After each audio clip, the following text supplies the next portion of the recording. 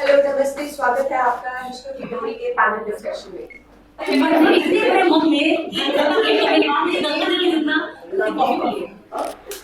क्या पता उड़ा लो डोरी से।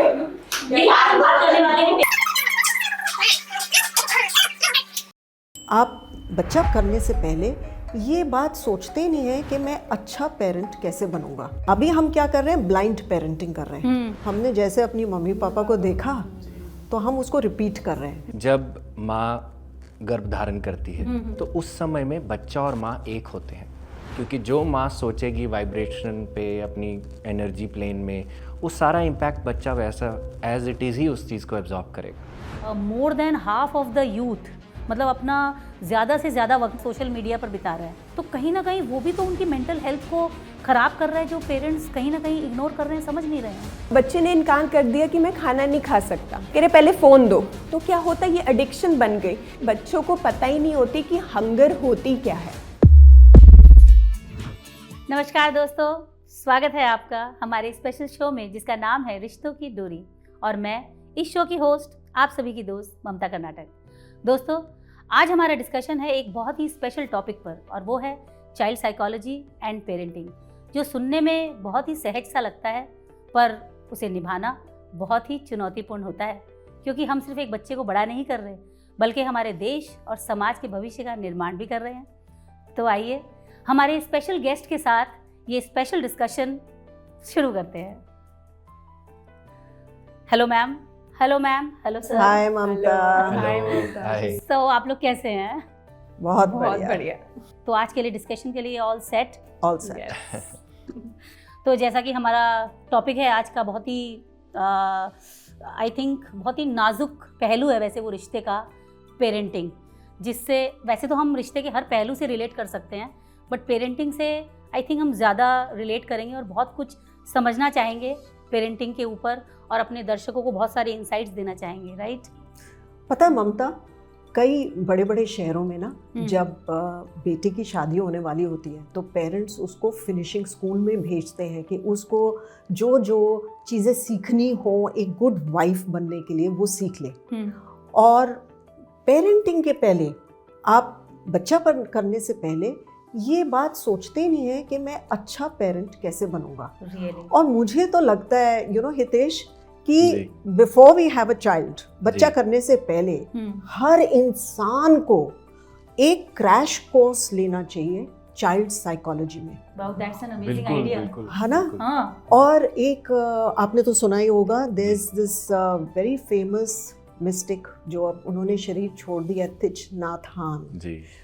उनका भी यही कहना था कि अगर आप बच्चों को एक सही तरीके से बड़ा करना चाहते हैं तो पहले पेरेंट्स को ये समझना होगा कि उनकी मानसिक सिचुएशन कैसी है, कैसे डेवलप होता है माइंड, और क्या साइकोलॉजी वर्क करेगी और क्या साइकोलॉजी उन्हें हार्म करेगी। अब इस चीज़ को अगर हम अच्छी तरह से समझ लें तो आप ये सोचो कि हमारी पेरेंटिंग में कितना अंतर आ जाएगा। डेफिनेटली। अभी हम क्या कर रहे हैं, ब्लाइंड पेरेंटिंग कर रहे हैं, और हमारा सिर्फ कनेक्शन तो यही है ना, बेसिकली स्टीरियोटाइप पेरेंटिंग हो रही है ना। और वो स्टीरियोटाइप किससे है, हमने जैसे अपनी मम्मी पापा को देखा जी, तो हम उसको रिपीट कर रहे हैं। पर कई बारी अगर हम डिस्कशन करते हैं ना एक दूसरे से, क्लोजेस्ट फ्रेंड्स में, तो ऐसे लगता है कि यार ये मम्मी की बात मुझे बिल्कुल पसंद नहीं है। वो क्लोज फ्रेंड्स के साथ या बेस्ट कजन्स के साथ तो बोल देते हैं, ये नहीं रियलाइज करते बड़े होके कहीं ना कहीं ब्लाइंडली हम वो सेम मिस्टेक्स रिपीट कर रहे हैं।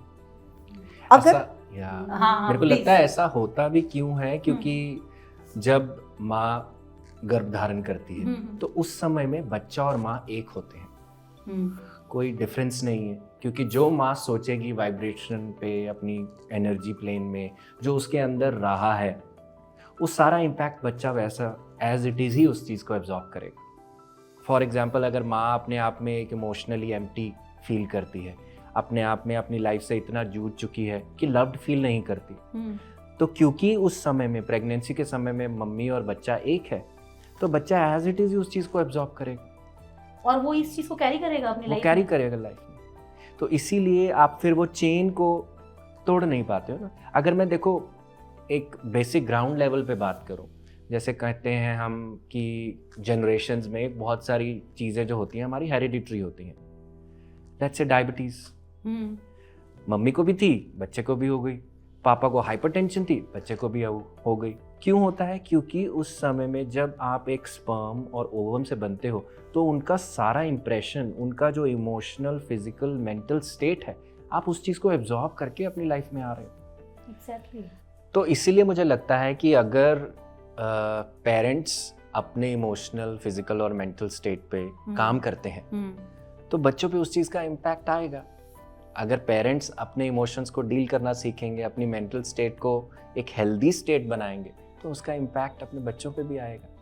पर मेरा ये सवाल है कि अगर ये अवेयरनेस एक पेरेंट को बाद में आती है, जब वो बच्चा हो चुका है और बच्चा समझो 15-16 साल का हो गया, अब चीज़ें पढ़कर, देखकर, समझकर या अपने बच्चे में अगर कुछ उसको दिख रहा है, तो ये अवेयरनेस अगर बाद में आती है कि उस समय मुझसे ये गलती हुई, तो फिर उसको रेक्टिफाई कैसे करेंगे? बिकॉज आई थिंक ये बात सुनने के बाद हर पेरेंट के दिमाग में ये आएगा कि ये तो मैं कर चुका हूँ, अब आगे उसको कैसे रेक्टिफाई करें? तो यू नो ममता, ये बड़ा इंटरेस्टिंग एक फैसेट है कि 10 साल की उम्र तक, जब तक आपका बच्चा 10 इयर्स का होता है, अगर माँ अपने ऊपर काम करती है तो उसका एक क्वांटम कोलैप्स आता है असर बच्चे पे। तो मान लो मैंने गर्भ में जो भी मेरी फीलिंग्स थी उस टाइम अवेयरनेस नहीं थी मुझे, पर आज मेरा बच्चा 6 साल का है या 7 साल का है, अगर मैं अपने ऊपर आज वर्क करती हूँ तो जितना अपना मेंटल इमोशनल बैगेज में ड्रॉप करूँगी उसका बेनिफिट बच्चे को मिलेगा।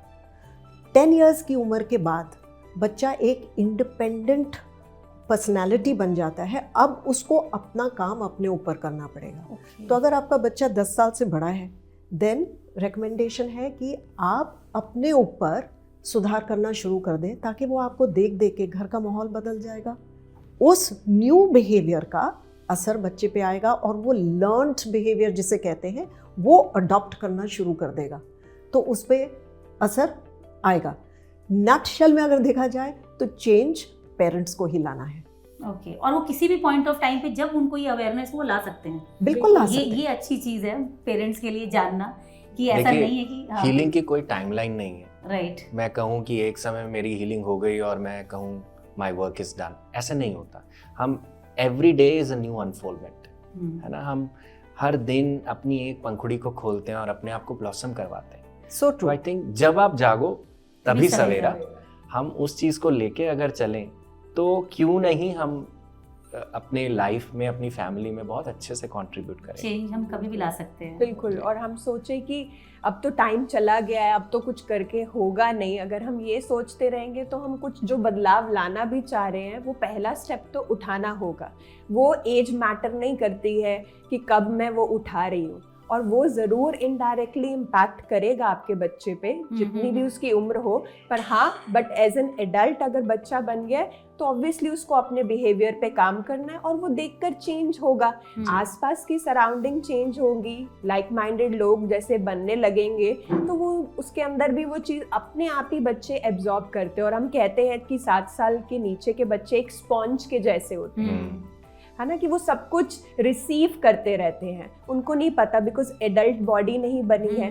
तो अगर मदर उस टाइम में पहले काम करे तो वो सब कुछ एब्जॉर्ब बच्चा करता रहता है।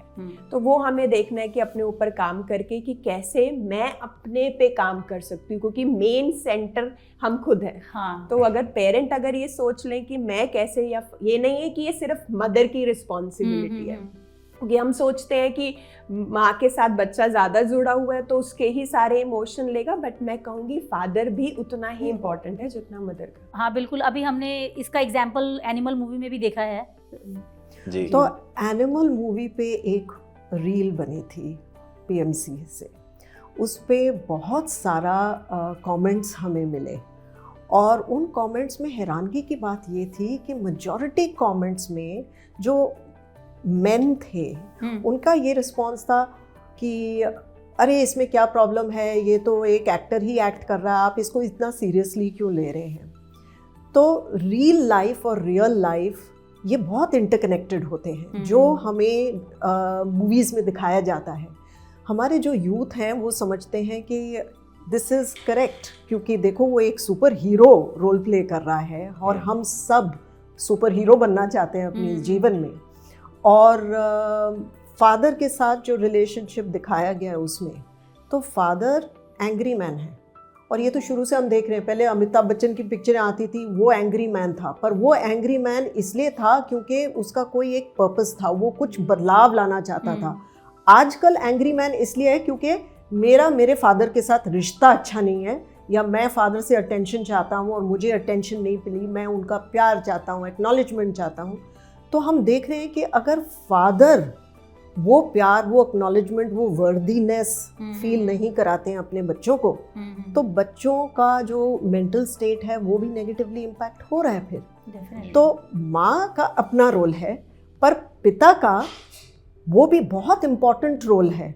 और पर्टिकुलरली जब एक बच्चा वो 7 to 10 years की एज क्रॉस कर देता है, तब क्या है कि बच्चा फादर को, चाहे वो डॉटर हो या सन हो, वो देखती है कि मेरे फादर मुझे रोल मॉडल करते हैं कि देखो मेरे फादर सक्सेसफुल है, या मेरे फादर का ये टाइटल है और मैं भी उनकी तरह बनना चाहता हूँ। तो अगर वो मुझे अप्रिशिएट करेंगे, रिकग्नाइज करेंगे, सपोर्ट करेंगे, या किसी स्पोर्ट में मेरे को इनकरेज करेंगे, इसका मतलब पापा मुझसे प्यार करते हैं, है ना। और इसके कारण होता भी क्या है कि जैसे अब मेल के साथ क्या कनेक्शन है, तो कहीं ना कहीं सिर्फ ये चीज़ वहाँ तक सीमित नहीं रहती है कि एक फादर से अपने सन को मिलता है।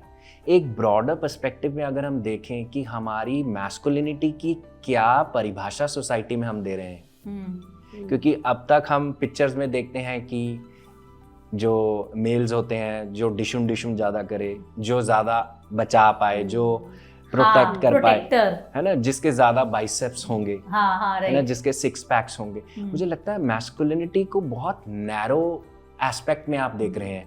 एक मैस्कुलिनिटी को इस एस्पेक्ट में अगर आप देखें तो कहेंगे the size of your muscle defines your masculinity, but मैं कहूँगा the size of your heart defines your masculinity.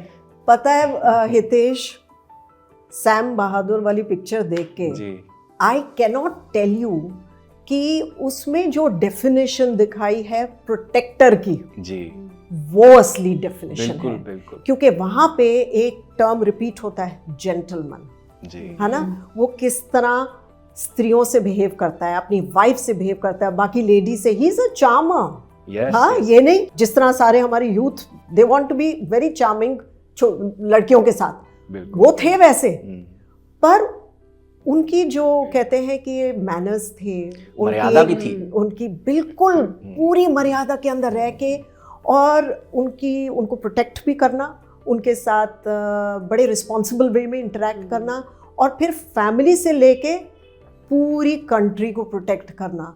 और छोटे छोटे जो उन्होंने दिखाए हैं ना कि कॉमराडरी क्या होती है, मतलब दोस्ती क्या होती है, अंडरस्टैंडिंग क्या होती है, बिना एराकी के, कोई बड़ा हो या छोटा हो सब बराबर है। उसमें एक बहुत ब्यूटीफुल सीन है जहाँ पे कोई सीनियर आते हैं उसी पार्टी में, और जहाँ पे सैम बहादुर जी भी होते हैं, और वो बुलाते हैं उनको ए करके, मतलब डिसरिस्पेक्टफुली, और वो उन्हीं को बहुत रिस्पेक्टफुली ऑफिसर कह के बुलाते हैं, और पूरी तमीज़ से रिस्पेक्ट देते हुए उन्हें इंट्रोड्यूस कराते हैं। वो चीज़ जो है ना, अगर हम ये डिफरेंस देख सके कि हम कैसा पेरेंटिंग मॉडल बना रहे हैं, आर वी द जेंटलमैन और are we this super rich डिशुम प्रोटेक्टर। क्योंकि देखिए मैन है, पर जेंटलमैन के आगे जेंटल लगा हुआ है। जेंटल, एग्जैक्टली, मैं भी अभी यही बोल रही हूँ। तो अगर वो जेंटल स्पेस से नहीं है, एक मिडिल स्पेस में, एक बैलेंस में नहीं है, तो फिर वो जेंटलहुड हमारे साथ नहीं बैठेगी। अब बेसिकली हमें बच्चे की सिर्फ बॉडी को प्रोटेक्ट नहीं करना, सबसे पहले हमें उसके माइंड को प्रोटेक्ट करना है जी। तो उसके लिए एक जेंटल हार्ट ही होना सबसे ज़्यादा ज़रूरी है, आई थिंक। बिल्कुल। हाँ, तो जहाँ बात आती है बच्चों की मेंटल हेल्थ की, क्योंकि हम भौतिक संसाधन तो सारे उपलब्ध कराते हैं अपने बच्चों को, उनको सारी मटीरियलिस्टिक चीज़ें भी देते हैं, उनके फिजिकल बॉडी के लिए जितनी चीज़ें ज़रूरत होती है वो हम सब उन्हें प्रोवाइड करते हैं, बट कहीं ना कहीं हम वो जो मेंटल हेल्थ उनकी होती है ना, वो हमारे लिए लास्ट प्रायोरिटी होती है, बिकॉज हम खुद भी उसकी प्रायोरिटी समझ नहीं पाते कि उसकी कितनी वैल्यू है। तो आजकल ये जो छोटे बच्चों में मतलब ये जो मेंटल हेल्थ इश्यूज़ आ रहे हैं, जैसे एक सर्वे में ये देखा गया है कि 9 से 17 साल के जो बच्चे हैं, मतलब more than half of the youth, मतलब अपना ज़्यादा से ज़्यादा वक्त, मतलब 3 घंटे से भी ज़्यादा सोशल मीडिया पर बिता रहा है, तो कहीं ना कहीं वो भी तो उनकी मेंटल हेल्थ को खराब कर रहा है, जो पेरेंट्स कहीं ना कहीं इग्नोर कर रहे हैं, समझ नहीं रहे हैं। तो हाँ, उस पे बिल्कुल बिल्कुल मुझे लगता है कि देखिए, अगर कोई भी चीज़ ओवरबोर्ड की जाती है, जैसे बच्चा अगर ओवर कर रहा है, सोशल मीडिया का अपना एक, चलो एक सिस्टम है, हम एक वाइडर वेब में डालने का, इंफॉर्मेशन को ट्रांसफॉर्म करने का। पहले ज़माने में हम लेटर लिखते थे, अब हम ईमेल्स में, चैट्स में बात कर सकते हैं।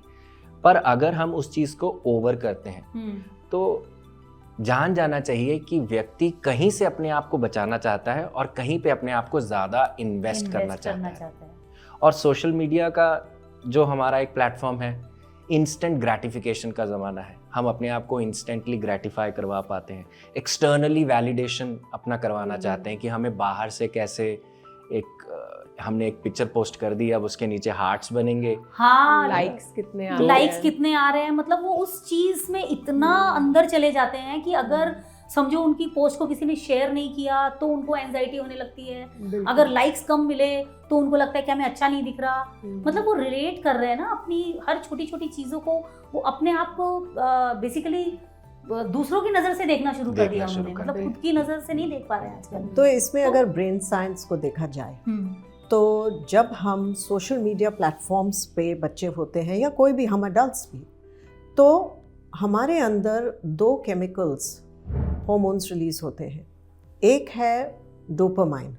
अब डोपामाइन कहा जाता है एक रिवॉर्ड हार्मोन, मतलब हमें इंस्टेंट रिवॉर्ड मिल रहा है कि हमने कुछ पोस्ट किया एक सुंदर सी, और वो तस्वीर पोस्ट करने से भी पहले 20 सेल्फीज ली जाती हैं और उसमें से बेस्ट लेके उसको एडिट करके एक बहुत खूबसूरत वे में उसे प्रेजेंट किया जाता है, फिल्टर्स यूज करके। अब जब हमने दिखाया वो चीज़ तो अब हम चाहते हैं लोग हमें अप्रिशिएट करें, हमने इतनी मेहनत से वो लोड किया पिक्चर, और अगर वहाँ पे हमें जैसे जैसे लाइक्स आते हैं हमें डोपामाइन हाई हिट करता है और वो स्पाइक करता रहता है, और हमारा जो प्लेजर सेंसेशंस होते हैं ब्रेन में, जो प्लेजर एरियाज, ये वही एरियाज होते हैं जब हम बहुत स्वाद खाना खाते हैं या जो प्लेजर सेक्स से मिलता है, ये रिवॉर्ड एरियाज हमारे लाइट अप हो जाते हैं ब्रेन में, और जितना हमें मिलता है, वो जितना लाइट अप होता है उतनी रिपीट फ्रीक्वेंसी में हमारी बॉडी, हमारा ब्रेन डिज़ायर करती है कि और मिले और मिले और मिले, तो ये डिज़ायर बढ़ती चली जाती है डोपामाइन हाई से। दूसरा, आपने देखा होगा कई बारी बच्चे रात रात को काफ़ी लेट तक अपने मोबाइल पे बस ब्राउज करी जा रहे हैं, पर्टिकुलरली टीनेजर्स जो हैं उसमें, क्योंकि ये नोट किया गया है कि एक और हार्मोन गाबा, GABA, ये भी रिलीज़ होता है, और गाबा हमारे माइंड को बहुत काम बना देता है, मतलब एक माइंड क्वाइट होने लग जाता है। तो जब टीनेजर्स को कोई प्रॉब्लम हो रही है, स्कूल में हम कोई लड़ाई हुई या उस लड़के ने मुझे अटेंशन नहीं दी, और थोड़ी ऐसी जो बहुत प्राइवेट और पर्सनल फीलिंग्स हम किसी से डिस्कस नहीं कर सकते पर अंदर ही अंदर हमारे चल रहा है, या लोनलीनेस है। बहुत सारे बच्चों के साथ जब मैं डील करती हूँ तो मान लो अगर वो 12-13 साल की उम्र में आए और उन्हें लगे सबका क्लास में कोई ना कोई बॉयफ्रेंड है, मुझे किसी ने प्रपोज ही नहीं किया, अब वो अपने ऊपर एक सेल्फ डाउट आने लग जाता है, क्या मैं इतनी बुरी हूँ, ये किसी से वो बात कर नहीं पा रहे हैं, तो वो क्या करेंगे, ब्राउज करते रहेंगे ताकि वो जो सैड फीलिंग है वो ब्राउजिंग से ख़त्म हो जाए, क्योंकि गाबा रिलीज हो रहा है बॉडी में। तो हम क्या, ये एक केमिकल एडिक्शन है, बिल्कुल वैसे ही जैसे अल्कोहल की होती है या सब्सटेंस अब्यूज़ की होती है। तभी कहा जाता है कि टेक्नोलॉजी एडिक्शन भी सेम है, बिकॉज ब्रेन को रिवॉर्ड वही मिल रहा है, इसलिए है तो डेंजरस। तो जैसे कहा कि ये एडिक्शन हमारी बन जाती है क्योंकि हमें लगता है कि हमारे वो प्लेजर मिल रहा है, बिल्कुल। और ये एडिक्शन मैं कहूँगी ये टीनेज से नहीं, बहुत अर्ली एज से शुरू हो जाती है। अगर हम बचपन की बात करें, और एक किस्सा भी मैं बताती हूँ कि हम लोग ऐसे ही ट्रैवल कर रहे थे, तो बीच में हम रुके किसी होटल में खाना खाने के लिए, और हम वहाँ बैठे और मैं खाना खा रही, और मैंने वहाँ सामने देखा एक फैमिली, अपने आई थिंक 5 या 6 years ओल्ड बच्चा होगा, तो वो भी आए थे और वो खाना खाने के लिए खाना आया, तो बच्चे ने इनकार कर दिया कि मैं खाना नहीं खा सकता। वो कह रहे क्यों नहीं खा सकता, कह रहे पहले फ़ोन दो। क्योंकि क्या है, हम बच्चे को बचपन से, क्योंकि बच्चे की एनर्जी क्या है, वो इतनी हाई एनर्जी होती है बच्चे की कि वो तो मूव करेगा, है ना, उसको तो एक्सप्लोर करना, उसको घूमना है। पर हम क्या करते हैं, कंट्रोल करते हैं, चुपचाप बैठो, यहाँ बैठो, ऐसे करो, ये पहनो। क्या है, कंट्रोलिंग नेचर है हमारी। और हम अगर कंट्रोलिंग नेचर की बात कर रहे हैं और उसको कंट्रोल करना चाह रहे हैं, तो हमसे तो वो इतने पेशेंस नहीं है। हाँ, और हमें लगता है हम और वर्किंग इतना है, टाइम भी नहीं है, इतना टाइम नहीं है, तो हाँ। कैसे इसको बिठाना है और खिलाना है खाना। तो हम क्या करते हैं, हम मोबाइल देना शुरू कर देते हैं अर्ली एज में ही बच्चे को। तो क्या है, जिसमें वो मोबाइल देख रहा है और उसको वो खाना खा रहा है, तो क्या मम्मी भी खुश, पापा भी खुश, दादा दादी भी खुश कि वाह बच्चा खाना खा रहा है ना, तो आराम से बैठ के कोई टैंट्रम नहीं दिखा रहा, उसको चाहे घिया खिला रहे हैं, तोरी खिला रहे हैं, बच्चे को पता ही नहीं, बच्चा अपना बिजी है सोशल मीडिया में, उसको अपनी वीडियोस देखनी है। तो क्या होता है, ये एडिक्शन बन गई। तो अब बच्चे रिलेट करते हैं फूड को मोबाइल के साथ या सोशल मीडिया के साथ। तो क्या है, अब बच्चे ने बोल दिया कि मोबाइल ही है तो मैं खाना कैसे खा सकता हूँ। तो कितना रिलेट हम देखें कि कितना ज्यादा रिलेट कर रहे हैं हम फूड और मोबाइल को। और आप आगे जाके, मैंने ये रिसर्च में भी देखा है कि बच्चों को पता ही नहीं होती कि हंगर होती क्या है ना, क्योंकि हंगर क्या है, अभी जैसे ही फोन या आप उनको बिठाओगे, उनको चाहे भूख भी नहीं लगी होगी, वो कहेंगे खाना दो। तो वही बात हो गई ना शोले मूवी के जैसे, हाँ। कि बसंती जब तक तेरे पैर चलेंगे तो सांसें चलेंगी। तो ये वही बात है कि जब तक वीडियो चलेगी तो मेरा खाना चलेगा, तो मेरा मुंह चलेगा। तो क्या है, हम फिजिकल ग्रोथ देख लेते हैं। हाँ। कि क्या है, हमें बॉडी ग्रो होती दिख रही है कि बच्चा खाना तो खा रहा है ना तीनों टाइम, चाहे फोन देख रहा है, हम उसको हेल्दी खिला रहे हैं, बट हम माइंड की ग्रोथ भूल जाते हैं क्योंकि वो हमें दिख नहीं रही है। हमें सिर्फ बॉडी फिजिकली दिख रही है कि वो ग्रो हो रही है, हम माइंड की ग्रोथ भूल के इस एडिक्शन में हम शुरू से ही बच्चे को डाल देते हैं कि उसको लगता है कि फ़ोन तो ज़रूरी है और उससे वो प्लेजरेबल मेरे जो डोपामिन और जो हो रहे गाबा ये सब रिलीज हो रहे हैं, तो ये तो मैंडेटरी है। एज एन एडल्ट भी मुझे चाहिए, एज एन टीनेजर भी मुझे चाहिए, और बचपन में तो मुझे मिला ही है फ़ोन हाथ में, और वीडियोस चाहे मैं देख रहा हूँ तो उससे क्या रिलीज हो रहा है, यही तो रिलीज हो रहा है। बट बाहर में जाके पता चलता है फिर ये भी रिलीज होना बंद हो जाते हैं, तो हमें बाहर से मेडिसिन लेके उनको अपने अंदर सिक्रीट होने के, बिकॉज वो नम हो रहे हैं अब। तो बेसिकली हम बचपन से ही बाहर से खुशी ढूंढने की प्रक्रिया में शामिल हो जाते हैं। इसका एक और पहलू जो मुझे लगता है हम यहाँ पे please। बात कर सकते हैं, क्योंकि बच्चे ने मोबाइल के साथ अपना कनेक्शन कहाँ से बनाना सीखा? पेरेंट्स से। तो ये सबसे इम्पॉर्टेंट, अगर आप अपने बच्चों के साथ क्वालिटी टाइम स्पेंड करते हैं और उस क्वालिटी टाइम में आप भी व्हाट्सएप खेल रहे हैं या आप स्क्रॉल कर रहे हैं, ब्राउज कर रहे हैं, तो बच्चा तो ये सीखेगा। तो जैसे कि हम भी देखते हैं जब छोटे बच्चे अपने पेरेंट्स स्पेशली अगर फादर को देखते हैं कि फादर लैपटॉप और ब्रीफकेस लेके ऑफिस को जाते हैं, गाड़ी की चाबियां उठाकर लेकर जाते हैं, तो बच्चा भी उसी तरह से इनैक्ट करने की कोशिश करता है। बेटियां अपनी मम्मी को इनैक्ट करने की कोशिश करते हैं, कैसे साड़ी पहनते हैं, कैसे तैयार होके जाते हैं, किस प्रकार से अपने डेली रूटीन को चलाते हैं। तो बहुत सारी चीज़ें बच्चे अपने पेरेंट्स से पिक करते हैं, रोल मॉडल बनाते हैं। तो एक सर्वे के हिसाब से जो कहता है कि 93% पेरेंट्स गिल्टी फील करते हैं क्योंकि उनका जो गैप है अपने बच्चों के साथ बड़ा हुआ है। क्यों? क्योंकि वो ज़्यादातर खुद भी मोबाइल फ़ोन्स के साथ बिजी हैं। ये बहुत इम्पॉर्टेंट पॉइंट है हितेश, बिकॉज ममता ने जो स्टेटिस्टिक फिगर्स हमें दिए हैं जी। वो रिलेट करते हैं कि यूथ कितना समय बिता रहे हैं जी। इसमें भी हमारी जो सोच है वो यूथ पे ही उंगली दिखा रही है जी। पर पॉइंट ये है पेरेंट्स कितना समय बिता रहे हैं। जैसे अभी शुभांगी ने मेंशन किया कि आप रेस्टोरेंट में गए हैं, मतलब एक फैमिली आउटिंग के लिए गए हैं ना, वहाँ पे आप बच्चे के साथ समय बिताइए, पर वहाँ पे आपने उसे तो पकड़ा दिया एक मोबाइल फ़ोन ताकि वो अपने वीडियो देखे और आप अपने आराम से बैठ के भोजन कर सकें।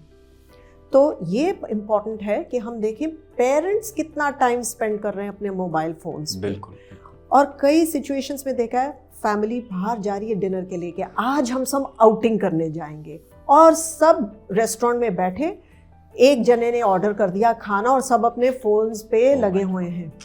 तो ये बहुत इम्पॉर्टेंट है। और अब काफ़ी कंपनीज़ में, काफ़ी फैमिलीज़ में ये एक रूल हम ऑब्ज़र्व कर रहे हैं। ये इमर्जिंग ट्रेंड है, एक नया दौर है जहाँ पे लोग अगर सोशल इवनिंग के लिए जाते हैं ऑफिस फेलोमेट्स भी, जी तो वो कहते हैं एक बास्केट सी आती है और उसमें बोलते हैं कि आप अपने फ़ोन्स उसमें डाल दीजिएगा, और जो भी कोई अपना फ़ोन बीच में उठाता है जब वो वेट कर रहे हैं खाना आने के लिए, तो जी। उसे फाइन पे करना बिल पड़ता पे है, करना होगा, है ना? yes। तो जब तक हम खुद को रेगुलेट नहीं करते एडल्ट्स होके या पेरेंट्स बन के, तब तक सिर्फ गिल्टी फील करना कि भाई मेरे बच्चे इतना टाइम स्पेंड कर रहे हैं उस पे, या मैं उनको समय नहीं दे पा रहा हूँ, उसका क्या फ़ायदा है? क्योंकि हम गिल्ट मतलब एक इमोशन होता है कि हम कुछ गलत कर रहे हैं, उसका सुधार कैसे करना है ये तो सोचें। जी जी राइट, क्योंकि हम बात कर रहे हैं अभी प्रॉब्लम की, लेकिन उसका सल्यूशन हमारे ही अंदर है, वो हमें ढूंढना है। देखिए, तो- एक बेसिक चीज़ जो मुझे लगती है हम कर सकते हैं जब हम डाइनिंग टेबल पे बैठें, we ensure no mobile use, है ना। जब पेरेंट्स प्रैक्टिस करेंगे, बच्चे को भी पता है कि मेरे लिए क्या रूल्स, क्या गाइडलाइंस हैं, और मेरे को भी उसमें उसके अंतर्गत रह के ही अपना काम करना है। तो एक तो बेसिक चीज़ ये हम ये कर सकते हैं जब हम इकट्ठे मिलकर फैमिली डिनर या अंदर बैठें या कभी बाहर जाएं, ये चीज़ों को हम अपना सकते हैं।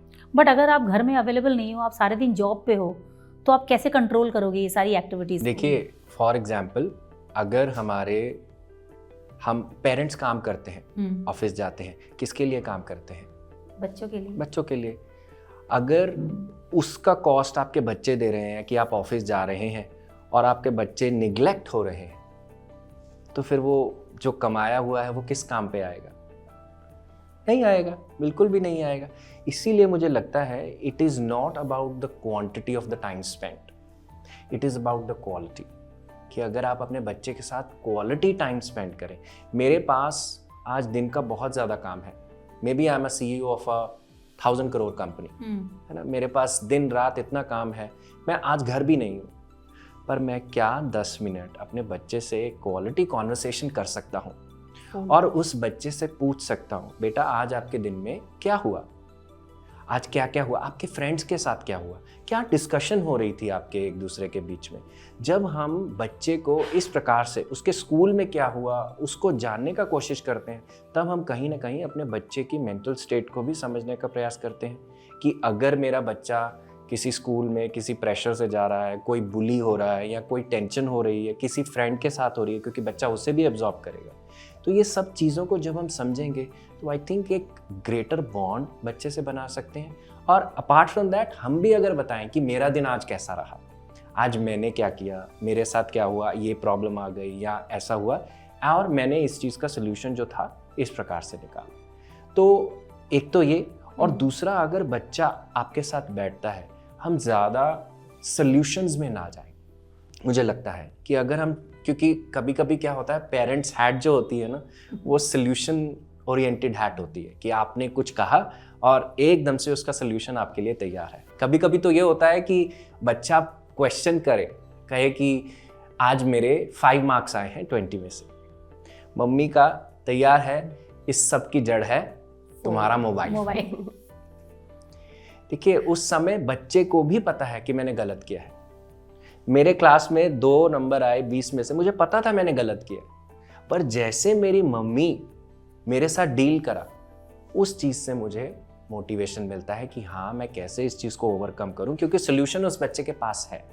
तो अगर मदर इस चीज़ को कहने की बजाय कि सारा जो जड़ है तुम्हारा मोबाइल फ़ोन, तुम्हारे फ्रेंड्स और तुम्हारा खेलना कूदना है, अगर हम बच्चे से ही पूछें कि बेटा अब क्या करना चाहिए, इस चीज़ का क्या सोल्यूशन है, तो बच्चा ही उसी प्रॉब्लम का सोल्यूशन खुद ब खुद दे, और पेरेंट्स उस चीज़ को उसके साथ लेकर चल सकते हैं। तो क्वालिटी कभी भी निगलेक्ट नहीं की जानी चाहिए, क्योंकि at the end of the day माता पिता किसके लिए काम करते हैं? अपने बच्चों के लिए। अगर बच्चा को माता पिता का टाइम नहीं मिल रहा, तो कहीं ना कहीं बच्चा भी उस चीज़ को सफ़र कर रहा है। इट्स ऑल अबाउट कम्युनिकेशन, और communication needs time, quality time, और उसके लिए आई थिंक पेरेंट्स का भी मेंटली हेल्दी होना भी बहुत ज़रूरी है। बट ममता, ये भी बहुत इम्पोर्टेंट है कि हम समझें कि इसके डेंजर्स क्या हैं, क्योंकि कई तो पेरेंट्स ही नहीं समझ पाते हैं, और जो केसेस आते हैं मेरे पास, उसमें कई बहुत ट्रैजिक इंसिडेंट्स भी होते हैं कि पीछे मुझे नहीं पता आप लोगों को पता है कि नहीं, एक ब्लू व्हेल करके गेम आई थी, Right, बहुत right. ज़्यादा हाँ, I गेमिंग know. होती है, जिसमें कई बच्चों ने सुसाइड कर दिया किया था था। बिकॉज वो गेम का अंतिम पड़ाव था। और इसी तरह पीछे कुछ ऐसे सुसाइड केसेस मेरे क्लिनिकल वर्क में आए जहाँ पे बच्चा बिल्कुल रिक्लूसिव होके, मतलब अकेलापन, अपने बस कुछ लगा हुआ है, हैकिंग एफर्ट्स पे लगा हुआ है, कुछ गेमिंग एफर्ट्स में लगा हुआ है, जहाँ पे हमें पता भी नहीं चलता वो दुनिया क्या है, क्योंकि पेरेंट्स वो चीज़ समझते नहीं है बिल्कुल। तो उन्हें लगता है चलो कंप्यूटर पे काम कर रहा है, बच्चा बोल देगा, आजकल स्कूल्स में बड़े असाइनमेंट कंप्यूटर पे की जाते हैं कि हम तो रिसर्च कर रहे हैं, पर वो किसी ना किसी वहाँ पे गैम्बलिंग भी होती है ऑनलाइन, बहुत सारे पोकर भी होता है, बहुत सारा ऐसा कुछ है जो डेंजरस है इंटरनेट पे आज। बिल्कुल, जी, साइबर जी। क्राइम बिल्कुल। इतने हो रहे हैं और इतने फेक वीडियोस बन रहे हैं, तो ये चीज़ की जानकारी अगर पेरेंट्स को नहीं है, इसका मतलब यंग पीढ़ी के साथ इन्फॉर्म्ड रहना, क्योंकि हम कई पेरेंट्स क्या है सिर्फ फेसबुक पे हैं, और अगर उनके बच्चे इंस्टाग्राम पे हैं, बाकी अदर टिकटॉक पे हैं, प्लेटफॉर्म्स पे हैं, तो वहाँ तो बच्चे उनकी रिक्वेस्ट एक्सेप्ट भी नहीं करेंगे कि आप देख नहीं पाओगे कि ना वो क्या कर रहे हैं। पर अगर आप एक ओपन कॉन्वर्सेशन रखेंगे, आपको फॉलो नहीं करने देंगे, पर आपसे बातचीत तो कर सकते हैं, और ये रेकमेंडेड है, काफ़ी काउंसलर्स से कहते हैं कि ये बहुत ज़रूरी है कि आप वो फॉलो करें कि आपके बच्चे क्या कर रहे हैं। अगर आपके बच्चे अप्रूव भी नहीं करते, किसी फ्रेंड को फॉलो कर लें, पता तो चले कि उनकी लाइफ में क्या डिस्कशंस चल रही हैं, क्या कम्प्लेक्सिटीज़ चल रही हैं। जब तक इन चीज़ों की खबर आपको नहीं होगी, पहली बात तो आप वो डिस्कशन ही नहीं कर पाएंगे अपने बच्चों से।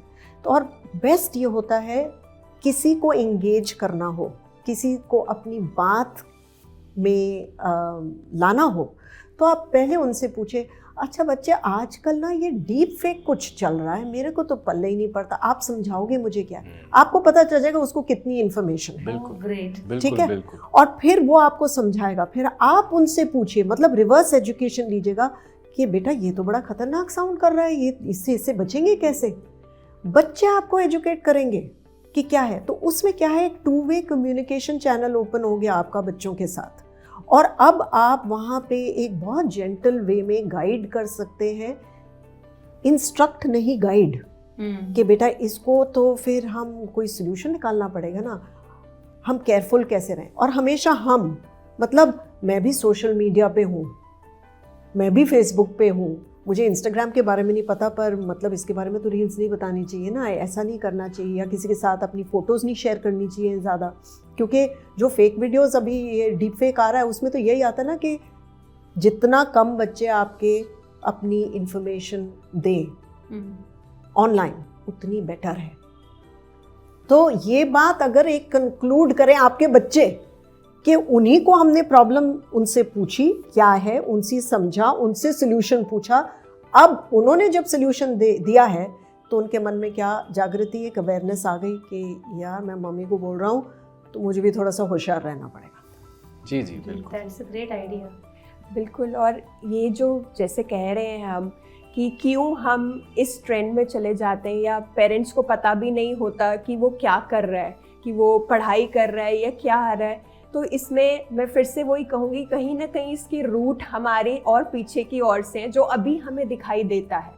जैसे कि अगर मैं आपको दूं एग्जाम्पल, जैसे पेरेंट हम कहीं बाहर जाते हैं, है ना, और हमें पता अंधेरा हो रहा है, हमें घर जाना है, तो बच्चे को खेलना है, पर हम क्या बच्चे को बोलेंगे नहीं नहीं अंधेरा हो गया है, वो देखो वो गार्ड भैया भी कह रहे हैं बंद होने वाला है पार्क, यहाँ से चलो।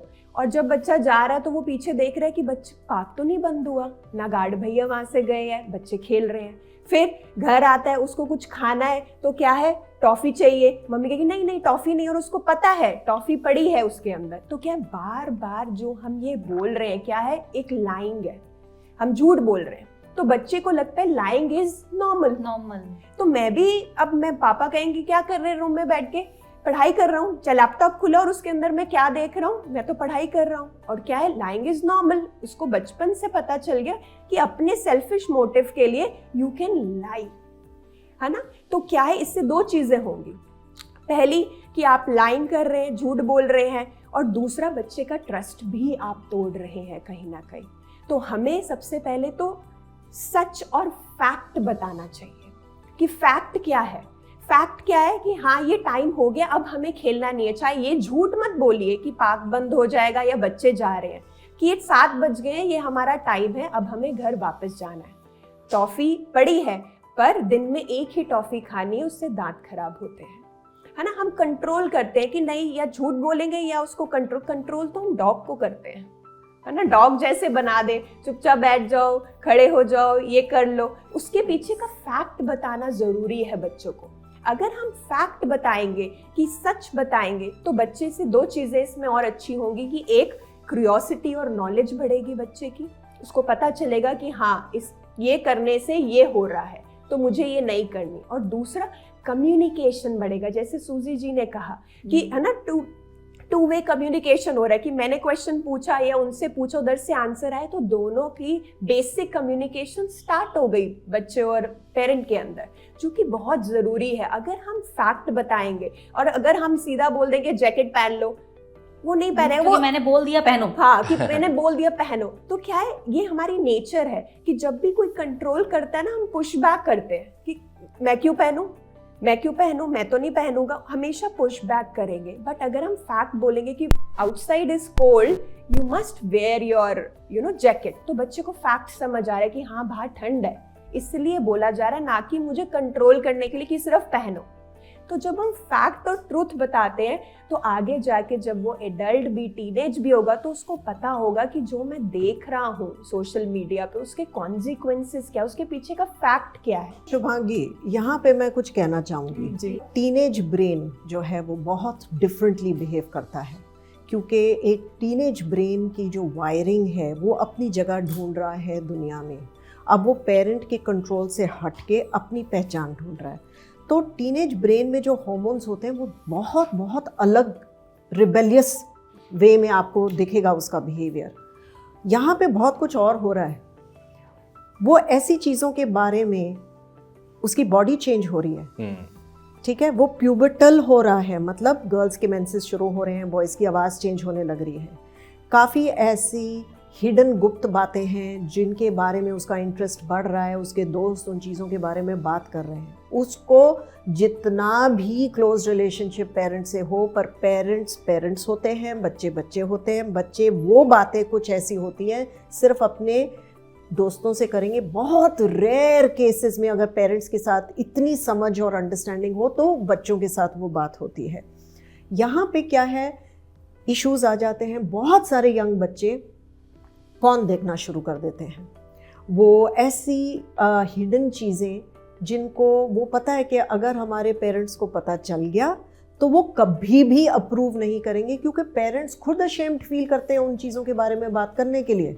सॉरी इंटरप्ट कर रही हूँ, अभी जो मूवी आई थी ओ माय गॉड, उसमें इसी तरह की हिडन एक्टिविटी के ऊपर पूरा वो फिल्म बनी है, पूरी फिल्म बनी है बिल्कुल के ऊपर। तो ये बातें वो खुल के कर ही नहीं पाते हैं पेरेंट्स से, क्योंकि ये बहुत इनका एसोसिएशन जो है शेम के साथ हो गया है। और वो इसलिए क्योंकि पेरेंट्स जो हैं वो ये बातें खुल के नहीं कर पाते। कई फैमिलीज में ऑब्जर्व किया जाता है, यहाँ तक मेरी फैमिली में बहुत ओपन एक एनवायरनमेंट है बच्चों के साथ। सारी बातें मैंने राइट एज में बच्चों के साथ की कि बॉडी चेंजेस कैसे होते हैं और क्या आप एक्सपेक्ट कर सकते हो, बेबीज़ कैसे फॉर्म होते हैं, पर मोस्टली फैमिलीज़ में नहीं हो पाता है। फिर भी अगर और ये जोक है हमारी फैमिली में कि सारे बच्चे अगर बैठे होंगे, मेरे दोनों बच्चे और हस्बैंड भी होंगे, और कोई इंटीमेट सीन एक मूवी में आ जाता है तो फादर जो हैं वो थोड़े से रेस्टलेस हो जाएंगे और बच्चे हंस के बोलेंगे, papa would you like to leave the room, कि आप बाहर चले जाओ, आपको मुश्किल हो रही है, यू नो। तो वो इसलिए क्योंकि हम खुद उन चीज़ों से कंफर्टेबल नहीं हैं। तो पहले तो हमें कंफर्टेबल होना है। जब तक हम कंफर्ट नहीं दिखाएंगे तब तक बच्चे तो गुप्त वे में ही वो काम करेंगे, क्योंकि कहीं ना कहीं उन्हें लगता है कि ये शेमफुल एक्टिविटीज़ हैं। उसमें पेरेंट्स का क्या रोल होना चाहिए, मतलब वो कैसे अपने बच्चे की इस स्टेज में, मतलब उसके लिए एक सपोर्ट बन सकें ताकि वो गलत एरियाज में न जाए? बहुत इम्पॉर्टेंट क्वेश्चन है, क्योंकि बच्चे की जो क्यूरियोसिटी है जीवन में वो कहीं ना कहीं से जवाब ढूंढेगा, और अक्सर इन चीज़ों के बारे में वो जवाब, जैसे मैंने बोला, अपने पीयर सेट से ढूंढेगा, जो उसके दोस्त हैं। वो माँ बाप से आके नहीं पूछेगा, क्योंकि माँ बाप ने वो एनवायरनमेंट अभी तक क्रिएट नहीं किया। बच्चा बहुत छोटा था, मान लो वो बहुत ओपन भी हो पेरेंट्स, तब भी अभी तक उन्हें अपॉर्चुनिटी नहीं मिली है। तो 9 साल का जब बच्चा हो जाता है, 9 इयर्स से हमें उनको प्यूबर्टी के बारे में एजुकेट करना शुरू कर देना चाहिए, क्योंकि आजकल हमने देखा है हार्मोन्स जो हैं वो एक्टिवेट अर्ली एज से शुरू होने लग जाते हैं। Exactly. तो बहुत सारी गर्ल्स जो हैं उनकी मेंस्ट्रुएशन 9 इयर्स पे शुरू हो जाती है, और बॉयज़ के भी चेंजेस आने लग जाते हैं। ये पहले क्या सिचुएशन होती थी, और आजकल भी मेरे ख्याल बहुत फैमिलीज़ में ये होता है कि गर्ल का जब मेंसेस शुरू हुआ तो मदर ने बस उस दिन जाके लाके एक उसको स्टेफनी का पैड पकड़ा दिया और बोल दिया बस ये यूज़ कर लो। ये भी नहीं बताया कैसे यूज़ करना है, बेचारे बच्चे को खुद फिगर करना है। और डे 1 से उसको ये मना किया जाता है कि बताना मत, मतलब कि घर में पता ना चले। और इसमें ये क्या है कि एक यंग गर्ल सडनली किसी भी बॉडी ऑर्गन से, अभी तक अगर ब्लड आता है इसका मतलब इंजरी हो गई, कहीं चोट लगी है मुझे, और बच्ची कितनी अंदर घबरा रही है, उसके इंटरनल कितनी, और सडनली हम क्या देख रहे हैं कि पेरेंट्स और फैमिली में सबका जो उसके साथ बिहेवियर है वो चेंज हो गया है। अब बाहर नहीं जाना, इससे नहीं मिलना, उससे बात क्यों की, उससे बात क्यों की, ये सब होने लग गया है। बच्चा कंफ्यूज्ड है, उसकी कंफ्यूजन कोई एड्रेस कर ही नहीं रहा है। तो इसलिए कोई भी चेंजेस आने से, और वैसे लड़के के भी जो देखते हैं कि थोड़ा सा हेयर ग्रोथ शुरू हो गया है, वॉइस थोड़ी सी बदलने लग गई है, क्रैक करने लग गई है, दोस्त मजाक उड़ा रहे हैं उनका, और बच्चा बहुत अजीब फील कर रहा है। उसको हमने प्रिपेयर किया है इस चेंजेस के लिए? नहीं किया है। तो क्या हमारा डिस्कशन बिल्कुल ओपन होना चाहिए बच्चों के साथ? अगर आप में कोई शेम नहीं है तो आपको ओपनली करना चाहिए। अगर आप में बहुत शेम है, अगर आपको लगता है आपकी फैमिली इन्वायरमेंट ऐसी है कि आप नहीं कर पाएंगे और बल्कि उल्टा उनको कोई ऑकवर्ड फील कराएंगे, आजकल बहुत सी ऐसी बुक्स छपने लग गई हैं जिसमें पूरे बॉडी चेंजेस एक्सप्लेन किए जाते हैं, बॉयज़ के लिए, गर्ल्स के लिए। आप इंटरनेट पे इंडिया में अवेलेबल हैं सारी। गप्पू करके मैंने अभी रिसेंटली देखी थी इंस्टाग्राम पे, जिसमें पूरी वो बुक में दिखाया जाता है इतनी एज में बॉय की बॉडी ऐसी है, इतनी एज में ऐसी है, इतनी एज में, विजुअली पूरा वो उसकी तस्वीरें दिखा के बॉडी चेंजेस कैसे आते हैं, क्या एक्सपेक्ट करना चाहिए। अगर आप और कुछ नहीं कर सकते, बात नहीं कर सकते, तो कम से कम वो किताब खरीदें, खुद पहले उसको रिव्यू करें कि उसका जो अंदर उसके लिखा हुआ है बिल्कुल सही है, प्रॉपर है, तब अपने बच्चों को दें कि बेटा अब आप बड़े हो रहे हो, आपको ये बातें आपकी क्यों नेचुरल है, हर में होती थी, हम में भी थी जब हम बड़े हो रहे थे, हमें किसी ने समझाया नहीं था। मैं नहीं चाहती कि आपको जवाब ना मिले, क्योंकि कोई भी इन चीज़ों से रिलेटेड आपका सवाल हो, ये पहले पढ़ लो, फिर मुझसे आके पूछना, मैं क्लैरिफाई कर दूंगी। आप हैरान होगे, एक नर्सरी क्लास का बच्चा आके वर्ड्स घर में यूज़ कर रहा है कॉन्डम। माँ बाप हैरान हैं, पर क्योंकि इंटरनेट इतना हो गया है, क्योंकि इतना इन्फॉर्मेशन अवेलेबल है सब जगह, और कई बारी फैमिली फ्रेंड्स आते हैं, कोई पार्टी चल रही है, किसी ने कोई जोक क्रैक कर दिया बाहर वाले ने, बच्चे सुन रहे हैं, आपको उस टाइम ध्यान ही नहीं आता, वो स्पंज है, याद है, सब ऑब्जर्व कर रहे हो, पकड़ते हैं ऐसे। फिर वो स्कूल में डिस्कशन हो रही है, नर्सरी में ही डिस्कशन हो रही है। मान लो कोई ऐसी फैमिली से आता है जहाँ पे बहुत उनकी एक्सपोजर ज़्यादा है, वो आके बोलेगा, अब सारे बच्चे क्यूरियस हो रहे हैं, क्या है क्या है क्या है, और वो अपनी आधी टूटी फूटी समझ से सिखाने की कोशिश कर रहा है। ये डेंजरस है, हाफ नॉलेज। इसलिए पेरेंट्स पे रिस्पॉन्सिबिलिटी डालें, और कभी भी आप अपने बच्चों के मुंह से कोई नया शब्द सुनते हैं या कर्स सुनते हैं, तो एक बहुत अच्छे वे में प्यार से, अरे वो बड़ा इंटरेस्टिंग है बेटा, ये आपने क्या बोला, मुझे समझाओ, मैं तो कभी ये बात सुनी नहीं है। एक्चुअली होता क्या है, जब हम अपने एक्शंस के अनकॉन्शियस होते हैं, जैसे सूजी जी ने कहा कि अगर हम अपने एक्शंस के अनकॉन्शियस होते हैं तो हम बच्चे को भी उस चीज़ के प्रति, जिस चीज़ की उसको इन्फॉर्मेशन होनी चाहिए अपने हिसाब से, क्योंकि उम्र के हिसाब से हर बच्चे को नॉलेज दिया जाता है, इस अंडरस्टैंडिंग में लाया जाता है, तो वो भी वो अनकॉन्शियस क्रिएट करेगा। मैं आपको एक बेसिक एग्जांपल देता हूँ। जब माँ अपने बच्चे को नहलाती है, अब बच्चा नहा के, एक टॉडलर है 2 साल का, वो उसको हम पूछेंगे बेटा हेड बताओ, बेटा आईज बताओ, कभी भी उस बच्चे को हम उसका प्राइवेट पार्ट्स के बारे में नहीं बताते। और अगर बच्चा उसको टच करे तो हम बेसिकली क्या कहते हैं, छी गंदा, शेम। So true. तो जब आपने वहां पे सीड कर दिया उस थॉट को कि टू टच दिस और to feel this is shameful, तो बच्चे को उसी समय में पता चल गया कि कई चीजें ऐसी हैं जो मैं अपने पेरेंट्स से बात नहीं कर सकता। अगर एक रिलायबल इंफॉर्मेशन हमें मिले अपनी एज में, जैसे हम 13 साल के हैं, 14 साल के हैं, तब हम उस चीज को एक अच्छे चीज से प्रोसेस कर सकते हैं। नहीं तो क्या होगा, देखिए पेरेंट्स से अच्छा रिलायबल सोर्स बच्चे के लिए इस चीज को जानने के लिए नहीं हो सकता। तो बिल्कुल यही है कि पेरेंट्स को पहले नॉर्मलाइज होना होगा इन वर्ड्स के साथ जो हम बोल रहे हैं, क्योंकि हम अपने ही बॉडी पार्ट्स को नेम भी नहीं देना चाहते, अपने रिप्रोडक्टिव ऑर्गन्स को। तो और एकदम से एक एडल्ट जब प्यूबर्टी या गर्ल्स को जब मेंस्ट्रुएशन होती है तो हम कंफर्टेबल नहीं होते, क्योंकि हमें उस बारे में नॉलेज ही नहीं है। तो हमें हर बच्चे को, मैं कहूँगी 2 साल की उम्र से ही थोड़ी थोड़ी, जितना एज का बच्चा उतने हिसाब से उतनी नॉलेज देना बनता है। शुरू हो जाए बॉडी पार्ट्स बताना एटलीस्ट कि उसका नाम क्या है। हम नोज को नोज बताएंगे, आईज को आईज बताएंगे, लेकिन प्राइवेट पार्ट का नाम नहीं लेंगे, उसे बोलेंगे प्राइवेट पार्ट। हाँ, या गंदा है या छीछी जैसे अभी वर्ड्स बोले हम वो बोल देते हैं। तो उसकी नॉलेज लेना ज़रूरी है, वो बताएं और धीरे धीरे फिर बिल्ड करें उस चीज़ को। कि अब जैसे बड़ा जब टॉडलर या मैं कहूँगी 3-4 बच्चा अपने प्राइवेट पार्ट को फील करना चाहता है, वो उसको टच करता है, हम उसको हटाना शुरू कर देते हैं। या उस समय पेरेंट को बोलना चाहिए कि हाँ you can feel it but not in public. ये एक प्राइवेट चीज है जिसमें बच्चे को लगे कि हाँ मैं टच कर सकता हूँ, बट एक प्राइवेट सेटअप में एक नॉलेज दिया जाता है। तो ऐसे अगर हम धीरे धीरे उसको नॉलेज देंगे उसके एज के हिसाब से, तो आई एम श्योर वो प्यूबर्टी लेवल पे भी अपने पेरेंट्स से ही नॉलेज लेना चाहेगा, बिकॉज उसको पता है वो राइट सोर्स है जहाँ पे मैं ये बात कर सकता हूँ। और जब हम ये करते हैं तो इसके अलावा और भी बहुत, मैं कहूँगी यंगस्टर में चैलेंजेस आते हैं, नॉट जस्ट अपने फिजिकल अपीयरेंस को लेके, क्योंकि अब आप स्कूल में जा रहे हो, अब आपके फ्रेंड्स क्या कर रहे हैं, आपको उसमें फिट इन होना है। अब आपके फ्रेंड्स अल्कोहल ले रहे हैं, अब छोटी उम्र में हम केसेस देखते हैं टीनेजर्स स्मोकिंग कर रहे हैं, अल्कोहल ले रहे हैं, है ना, और कि गर्लफ्रेंड बॉयफ्रेंड और ये सब चीज़ें चल रही हैं। तो उसमें फिर बच्चा हमारा फील करता है कि मुझे प्रेशर आता है कि मुझे भी ये करना है।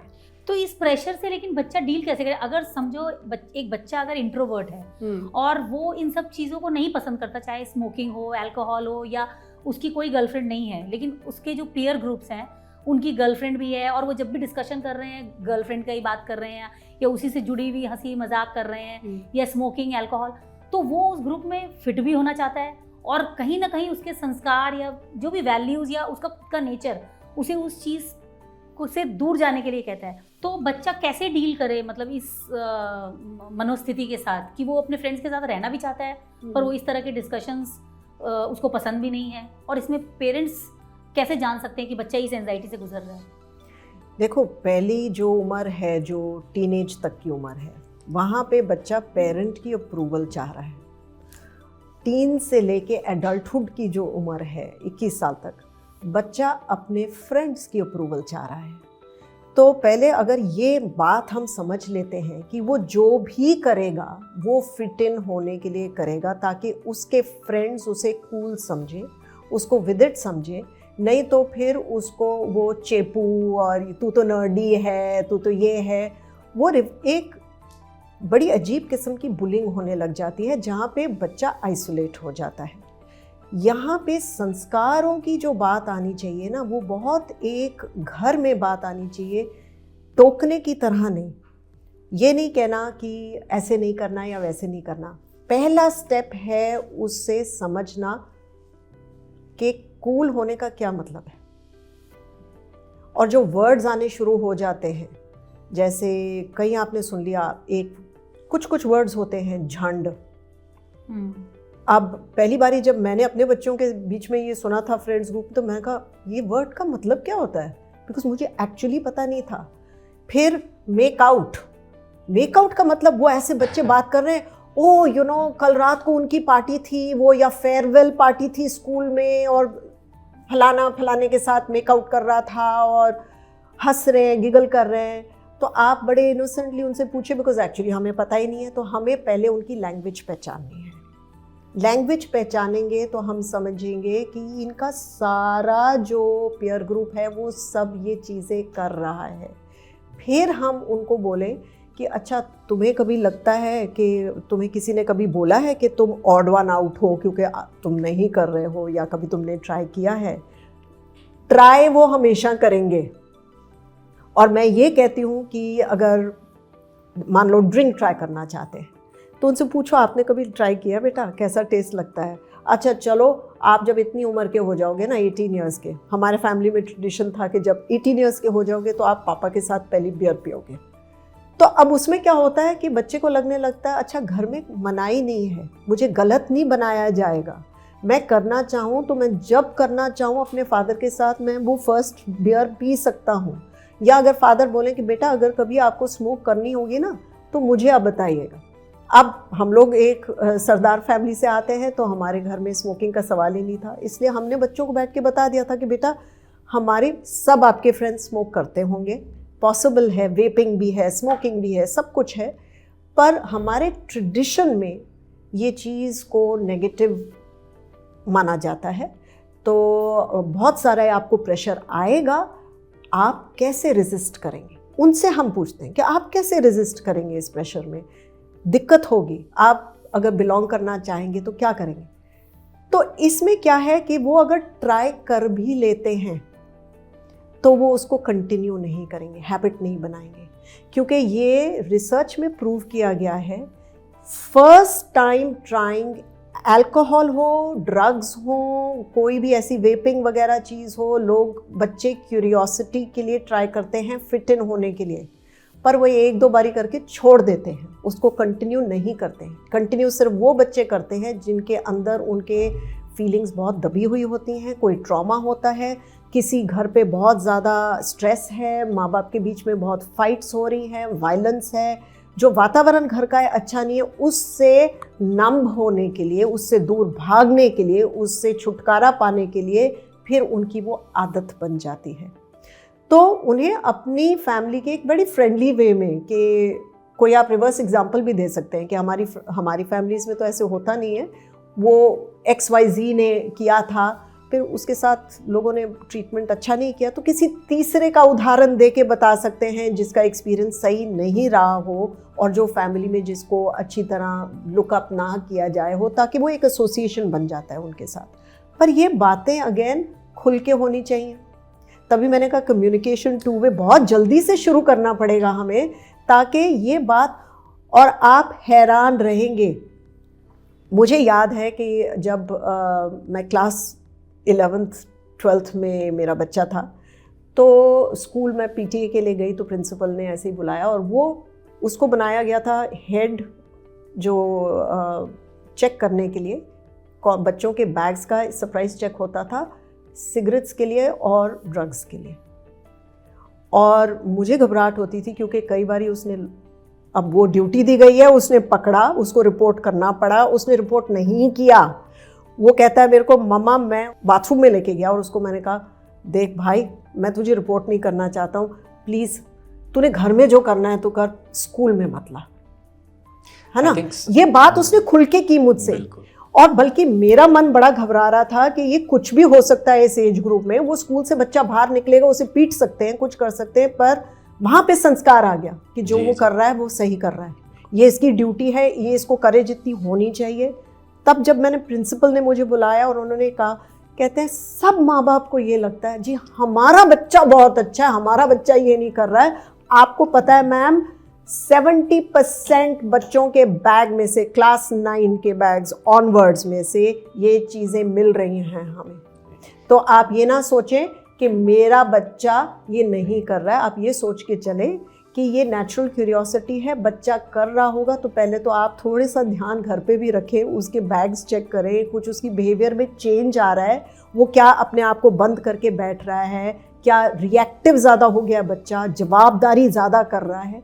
ये सारे चेंजेस अगर आ रहे हैं तो आपको पता चल रहा है कुछ गड़बड़ है, आप अलर्ट हो गए। अब आपको वो स्ट्रैटेजी यूज़ करनी है कि कैसे उनसे बहुत लविंग वे में डिस्कशन में उन्हें ला के उनसे सीखें, उनसे समझें, ताकि वो फॉरवर्ड आएंगे। नहीं तो आपने देखा होगा इस एज में आके बच्चे एक ही जवाब देते हैं, स्कूल कैसा था, चिल, स्कूल कैसा था आज, सेम, वन वर्ड आंसर देते हैं, वो बातचीत करना पेरेंट्स से बंद कर देते हैं। बट ये चीज़ तो हो गई कि जो बच्चा अगर इन सब चीज़ों को बिलोंग करना चाहता है तो हम उसे समझाते हैं, एक ओपन डिस्कशन से हम उसको सही कर सकते हैं। लेकिन अगर समझो कोई बच्चा ऐसा है जो समझ रहा है कि ये चीज़ें गलत है, वो नहीं करना चाहता है, लेकिन जो उसके सारे दोस्त हैं अगर वो उस तरह का डिस्कशन कर रहे हैं तो उस समय वो बच्चा एक दूसरी एंजाइटी से गुजर रहा है ना, कि वो उनके संग डिस्कशन नहीं कर रहा है तो वो अलूफ हो जा रहा है। देखिए, इस चीज़ में आपको ये देखना चाहिए, अगर बच्चा इतना अर्ज और डेस्परेट हो रहा है कि किसी ग्रुप में मुझे शामिल किया जाए, तो यानी कि बच्चा अपनी वैलिडेशन एक्सटर्नली ढूंढ रहा है। और अगर बच्चा अपनी वैलिडेशन एक्सटर्नली ढूंढ रहा है तो कहीं ना कहीं इस चीज़ का ध्यान पेरेंट्स को रखना चाहिए, क्योंकि हमने हमारी पेरेंटिंग को ऐसे बना दिया कि बेटा अगर तुझे ये वाला व्यक्ति अच्छा कहेगा तभी तू अच्छा माना जाएगा, अगर ये वाली पार्टी में तेरा नाम होगा, तुझे सब बुलाएंगे, तेरा सोशल सर्कल होगा, तभी तू अच्छा बन पाएगा। एक तो चीज़ ये कि एक्सटर्नली वैलिडेट करना बच्चे को कहीं ना कहीं छुड़वाना चाहिए। पेरेंट्स, वो तभी होगा जब पेरेंट्स खुद इंटरनली वैलिडेट करना, बच्चे को एग्जाम्पल्स मिले अपने पेरेंट्स से कि अगर उनके लाइफ में कुछ ऐसा सिचुएशन हुआ हो जहाँ पे बच्चे ने अपने पेरेंट्स को देखा हो, अपने आप को इंटरनली वैलिडेट करते हुए देखा हो कि हाँ दुनिया जो कह रही है ठीक है, मैं उसका रिस्पेक्ट करता हूँ, पर at the end of the day decision जो है वो मेरा है। तो जब बच्चा अपने पेरेंट्स की ये एग्जाम्पल देखेगा तो वो भी इस अप्रोच को जानेगा और समझेगा कि हाँ अगर ये बच्चे मेरे फ्रेंड्स नहीं हैं, it does not mean my life will stop here. जरूरी नहीं है सारे बच्चे ये करते हैं, जरूरी नहीं है, वो भी बच्चे हैं जो नहीं करते, जो पढ़ते हैं, जो छोटी छोटी गलतियां कभी कर लेते हैं। हर बच्चा एक गलती करेगा, है ना। तो ये डोर थोड़ा ओपन रखना है हमें। और दूसरी चीज जो इम्पोर्टेंट जो हमें देखनी है यहाँ पे, अगर मैं अपने बच्चे को कह रहा हूँ कि बेटा सिगरेट स्मोकिंग इज बैड और मैं घर आके 4 सिगरेट पीता हूँ, बच्चा इस चीज को नहीं एब्जॉर्ब करेगा। तो अगर मेरा सब्सटेंस एडिक्शन मेरा खुद का ही है, भले ही वो मोबाइल फ़ोन हो, भले ही मेरा वो ड्रग्स हो या मेरा स्मोकिंग हो, मेरा अल्कोहल हो, किसी भी तरह का एडिक्शन हो, बच्चा उस चीज़ को अपने रोल मॉडल से एज इट इज़ ही एब्जॉर्ब करता है, क्योंकि उसको समझ आता है अगर मुझे लाइफ जीना है तो लाइफ को जीने का तरीका ये है। अगर मुझे बड़ा बनना है, मैच्योरिटी मेरी तभी आएगी जब मैं 2 कश मारूंगा, जब मैं पैग पीऊँगा, जब मैं अपने पापा की तरह या किसी और की तरह, अपने जिसको वो आइडल देखता है उसकी तरह बिहेव करूँगा।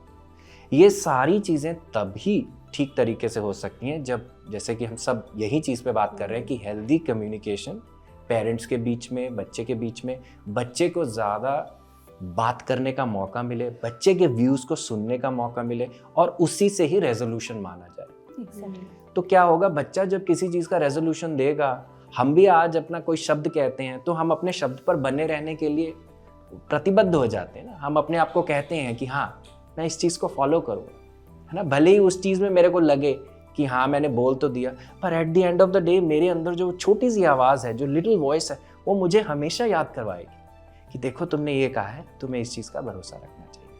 और दूसरी चीज़, बच्चे पे पेरेंट्स क्या कर सकते हैं, जब बच्चे से ये बात करें, जैसे कि पेरेंट्स की कैसे बात होना चाहिए, पेरेंट्स को कैसे इंटरेक्ट करना चाहिए, मैं कहता हूँ अगर पेरेंट्स एंड में कॉन्वर्सेशन में ये कहें, बेटा I trust you for your decisions of life, कि तुम पे मुझे पूरा भरोसा है कि जो तुम्हारे लाइफ के डिसीजंस हैं, I trust you on that, तो बच्चे का ओनस रिस्पॉन्सिबिलिटी लेने का खुद पे बढ़ गया और उसको पता है कि मेरे पेरेंट्स मुझे लुक अप करते हैं।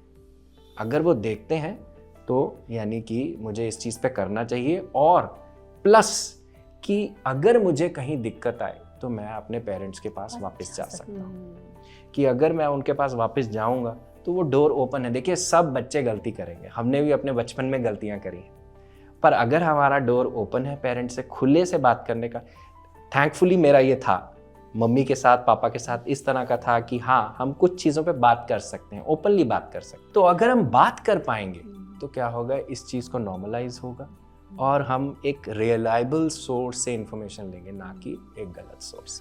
और एक बात मुझे जाननी है कि स्पिरिचुअलिटी, मेडिटेशन, ये कितना बड़ा रोल प्ले करता है एक अच्छी पेरेंटिंग में। मतलब क्या हम इसके थ्रू भी बच्चों में अच्छी वैल्यूज़, संस्कार क्रिएट कर सकते हैं और उनको इन सारी प्रॉब्लम से उबार सकते हैं? बिल्कुल कर सकते हैं, क्योंकि क्या है स्पिरिचुअलिटी, क्या है कि अगर अपने आप को जानना ही है, क्योंकि हमें पता ही नहीं है कि अंदर क्यों ये इमोशन या जो ये डोपामिन रिलीज हो रहा है ये क्यों हो रहा है, उसकी नीड क्या है, क्या मैं बाहर एक्सटर्नली देख रहा हूँ।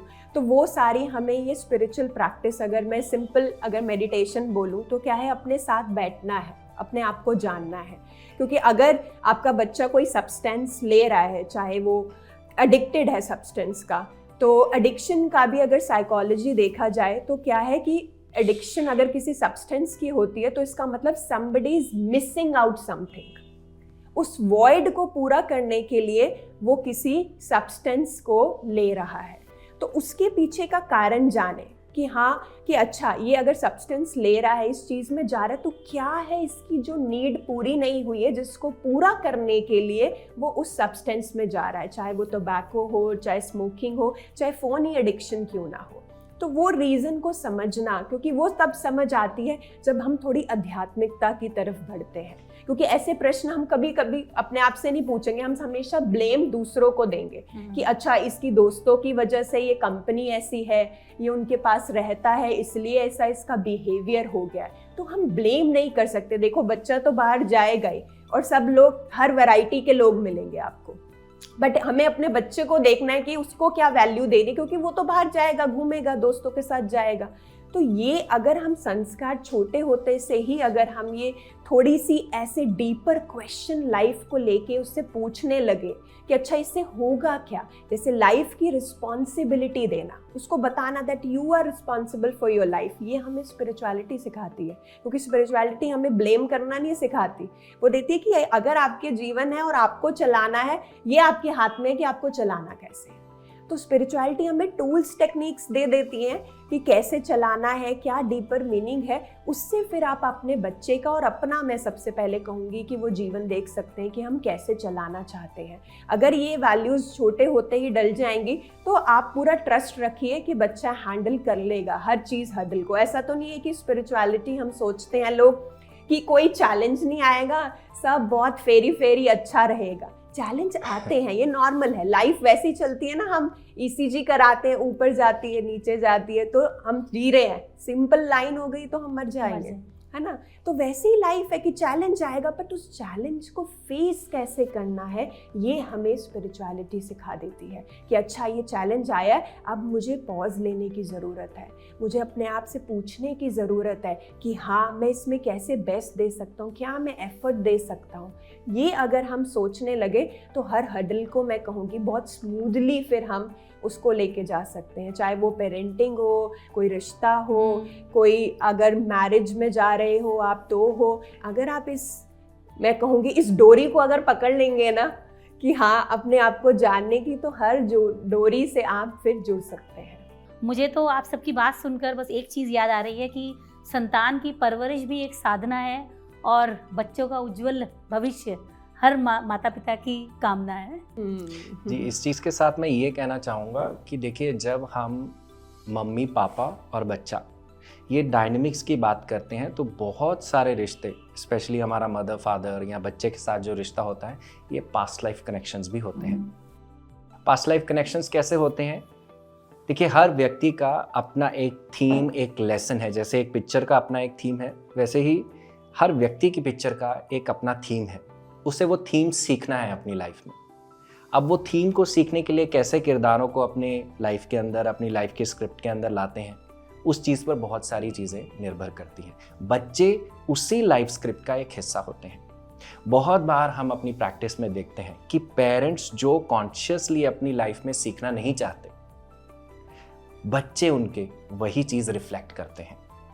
जो उनकी शैडोज हैं, जिस चीज़ को वो एक्सेप्ट नहीं करते, जैसे फॉर एग्जाम्पल एक फादर है जो बहुत एंग्री हैं, बहुत ज़्यादा एंगर उनका ऊपर रहता है, टेम्परामेंट बहुत हाई रहता है, उनके बच्चे वही एंगर उनकी तरफ रिफ्लेक्ट करेंगे।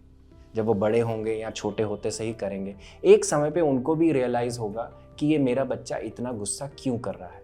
अब अगर हम इसे अनकॉन्शियस तरीके से देखते रहें तो हम हर साम दाम दंड भेद लगाएंगे कि मेरा बच्चा शांत होना शुरू करे, अपनी तरफ नहीं देखेंगे। जैसे कि शुभांगी ने कहा है ना, कि हम बाहर पे ब्लेम डालने का कोशिश करेंगे। पर जैसे ही व्यक्ति स्पिरिचुअलिटी को समझेगा, उसको ये समझ आएगा कि मेरी जो सृष्टि बन रही है मेरे अंदर से बन रही है, मेरे अंदर क्या चल रहा है, मैंने अपने अंदर क्या बांध के रखा हुआ है, तो उसी के हिसाब से चलता है। तो जीवन में अगर मेरा पास्ट लाइफ में कोई ऐसा कनेक्शन रहा हो जहाँ पे मैंने आवेश में आके, एंगर में आके बहुत गंदे गंदे या गलत डिसीजन किए, लाइफ को बहुत एक्सप्लॉइट करा और दूसरों को भी एक्सप्लॉइट करा, उनकी सीमाओं का वायलेशन किया, तो इस लाइफ टाइम में मैं उस एंगर को प्रोसेस करने के लिए अपनी स्क्रिप्ट लिखूँगा। ऐसी स्क्रिप्ट लिखूँगा कि मेरे जो नज़दीकी रिश्तेदार होंगे वो मुझे वैसा ही एंगर देंगे, ताकि मैं प्रेरित हूँ अपने अंदर के एंगर को रिलीज़ करने के लिए, उसको डिटॉक्स करने के लिए और अंत में अपने साथ जोड़ने के लिए। और एक लास्ट में मैं ये कहना चाहूँगी कि बहुत सारे पेरेंट्स संस्कार को स्ट्रिक्टनेस और कंट्रोल से जोड़ते हैं। संस्कार को जोड़ना चाहिए स्पिरिचुअल इन्वायरमेंट से, स्पिरिचुअल प्रैक्टिसेस से।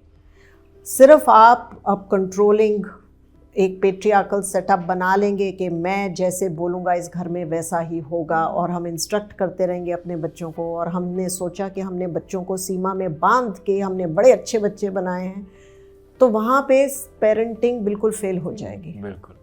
पेरेंटिंग वहाँ पे निखरती है जहाँ स्पिरिचुअल प्रैक्टिसेस हम खुद कर रहे हैं, बच्चे सीख रहे हैं, एक माहौल ऐसा प्रेम का माहौल है, और एक्सेप्टेंस, फॉरगिवनेस, ग्रैटिट्यूड, ये 3 चीज़ें जो हैं अगर हम याद रखें, स्पिरिचुअल प्रैक्टिसेस अपनाएं, और स्ट्रिक्टनेस और कंट्रोल को तो बिल्कुल ही छोड़ दें, क्योंकि वो ईगो से उभरती हैं वो चीज़ें, तो तब हमारी पेरेंटिंग जो है एक नेचुरल वे में जो है लविंग, एक्सेप्टिंग होने लग जाएगी। Wow, that was a very healthy and very nice discussion on parenting.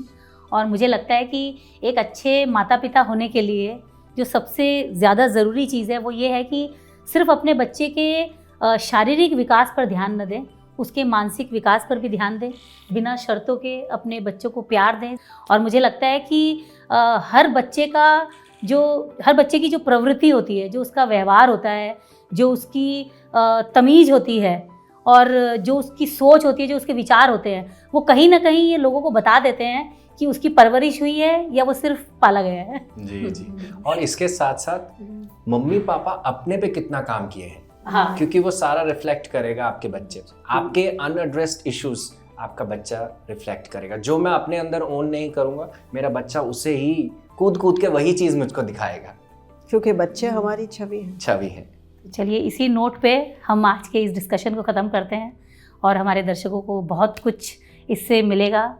तो आई थिंक अगर समराइज़ हम करें आज की डिस्कशन का, तो ये समझ आ रही है कि जिस तरह हम शादी के लिए साल भर हम तैयारियां करते हैं कि वेन्यू कहाँ होगा, कपड़े कैसे पहनने हैं, किसको इनवाइट करना है, उसी तरह अगर हम बच्चा कंसीव करने से पहले प्रिपेयर करें, अपने शरीर को डिटॉक्स करें, हम मेडिटेशन करना शुरू कर दें ताकि मन हमारा शांत होने लग जाए।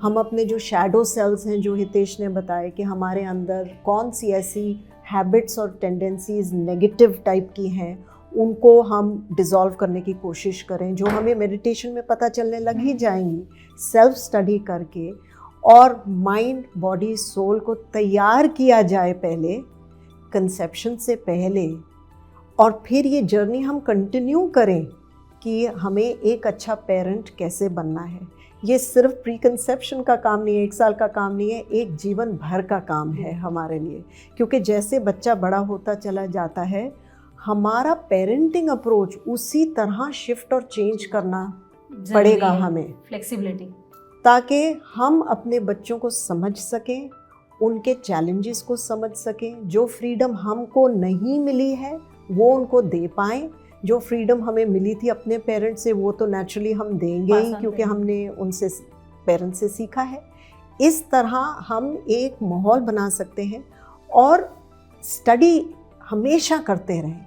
आजकल तो हम लोग बहुत फॉर्चुनेट हैं कि हमें इंटरनेट पे एक पॉजिटिव इन्फ्लुएंस जो है, गुड पेरेंटिंग कैसे करनी है, क्या चीज़ सही है, क्या चीज़ गलत है। कहा जाता है कि जैसे होम्योपैथी में अगर आप बहुत छोटा सा और सही करेक्ट डोज लेते हैं तो वो आपकी दवा बन जाती है, और अगर उसे बहुत बिग डोज में लेंगे तो वो आपके लिए जहर बन जाएगा। तो हमें सोशल मीडिया, इंटरनेट, इस सब को बड़ी समझदारी से, जो इससे हमें दवा मिलती है, पॉजिटिव इन्फ्लुएंसेस मिलते हैं, वो लेने हैं, और जो नेगेटिव इन्फ्लुएंसेस हैं उनसे परहेज करना है। बून और Ben, you decide. Yes, that's true. तो दोस्तों, आज का हमारा डिस्कशन यहीं ख़त्म होता है, और इस डिस्कशन के साथ हमारे रिश्तों की डोरी सीज़न 1 का समापन भी यहीं पे होता है। ये हमारा लास्ट एपिसोड है इस सीज़न का। हम आपसे अगले सीज़न में मिलने ज़रूर आएंगे, और सिर्फ अगले सीज़न में ही नहीं, बल्कि हम इस तरह के पैनल डिस्कशन आपके लिए बीच बीच में लाते रहेंगे। तो अगर आप किसी भी समस्या से जूझ रहे हैं, अगर आपको किसी भी समस्या का सल्यूशन चाहिए हमसे, तो बेझिझक होकर हमसे अपने प्रश्न पूछिए, उत्तर हम आपको ज़रूर देंगे। Thank you, bye bye.